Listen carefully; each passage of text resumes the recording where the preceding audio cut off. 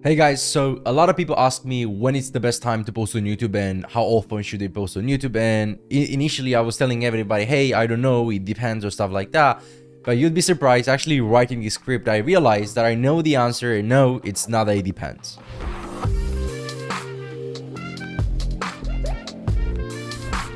I believe that you should post as often and as much as possible, right? So over the past week, I've been studying and I've been researching a lot on big influencers like Grant Cardone or Gary Vee. I'm sure you've heard of these names before and you've actually seen some of their videos.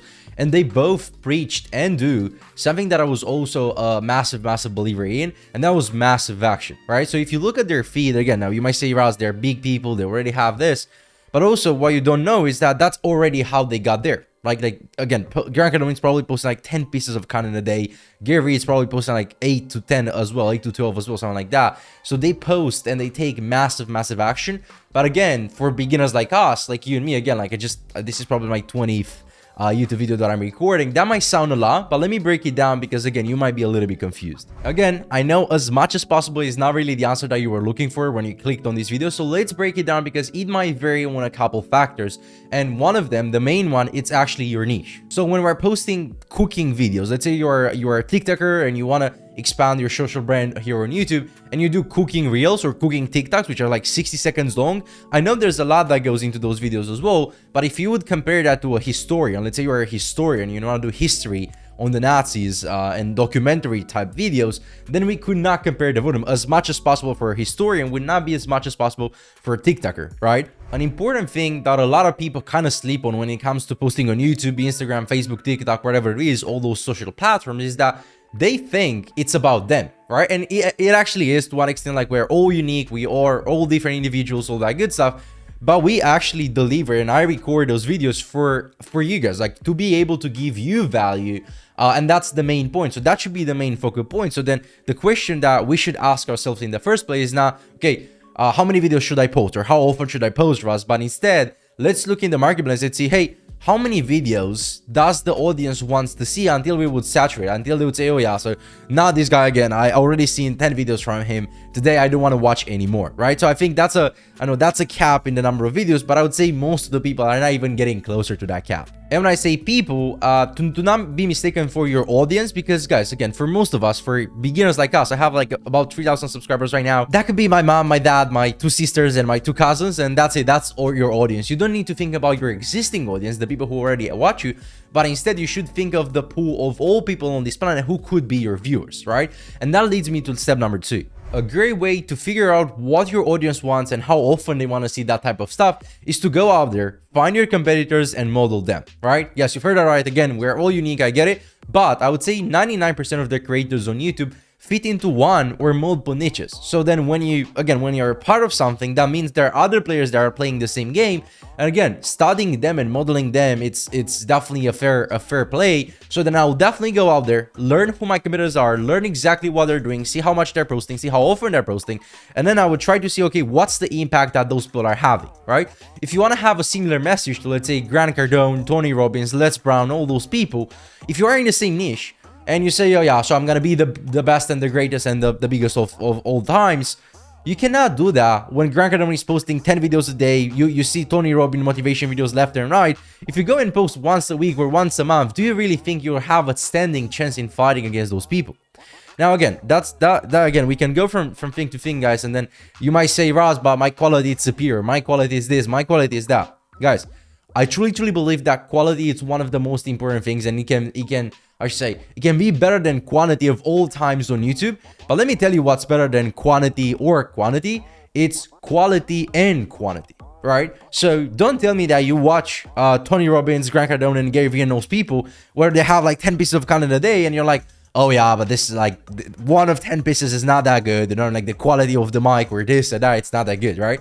So then the game is to be able to deliver as much content as possible at the highest quality possible, right? That's the game. That's the name of the game, guys. Whoever does that, and again, I know this is not something like, yeah, guys, so I'm just gonna go do it, and tomorrow I'm gonna be a millionaire, and this is all gonna be fine, this is all gonna be fast. So only then, guys, only after you've went out there, figure out what your audience wants, how often they want it, and then you know exactly what your competitors are doing, only now you can put it back to you. And now we're gonna speak about the third thing in this video, and that's your capacity, right?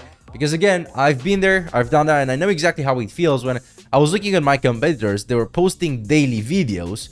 And if you're a creator yourself, where you do the work, all your work yourself, or some of the work yourself, think about it. To post daily videos, meaning you have to write a script each and every single day, meaning you have to record a video, sit in front of the camera, look fresh, have a fresh cut and all that good stuff.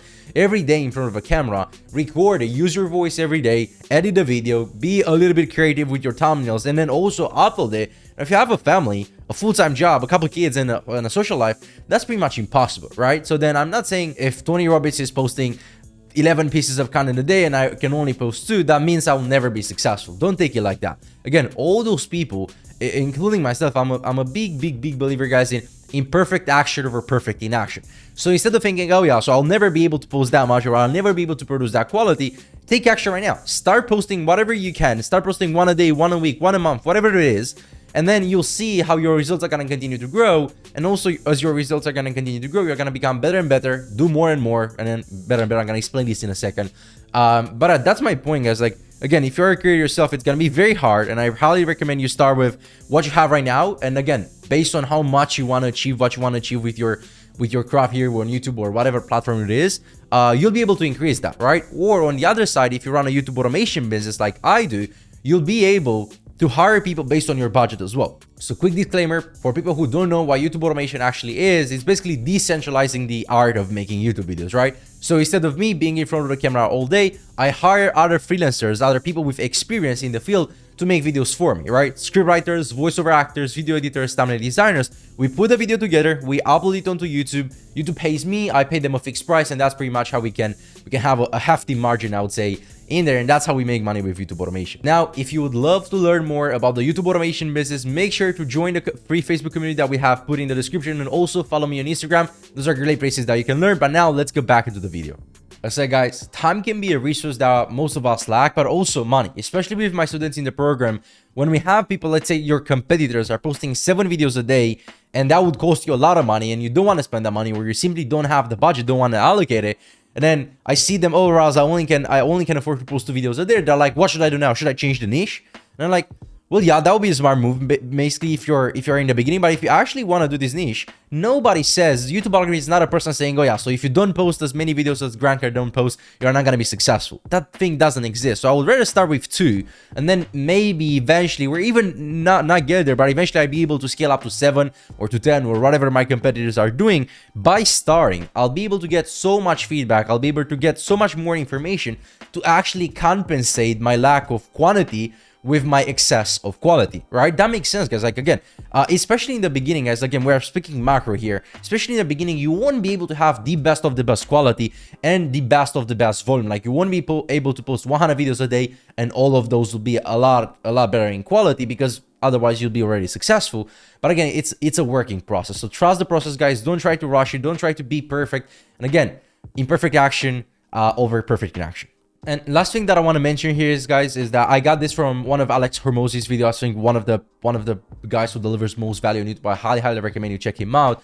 But I got this from him, and it says, like, most people, including myself, like I'm including myself, Ross here, underestimate the amount of work that it takes to get to a certain result, right? So then the funny thing about this, and the good thing, is that there's an analogy that kind of goes like this. The more work we do, the better we get. But also in the same time, the better we get at doing a specific type of work, the more we do, right? So the more we do, the better we get. But the better we get, the more we do. So this is like a productive circle where your work works on you more than you work on it. And then again, by practicing, you get better at it. And especially, let's take this example, guys, because I'm sure this is a common one for everybody. Driving. The more you drive, the better you get at driving. Like, you are going to become a better driver, you're going to have better skills. But also, the better the driver you become, the more skills you have, the more enjoyable the process is going to be, and the more you want to drive, because now you're good at it, right? So then again, this is the good thing, and this is why taking action, taking massive action, being omnipresent, always showing up, it's so important. Because as I said, guys,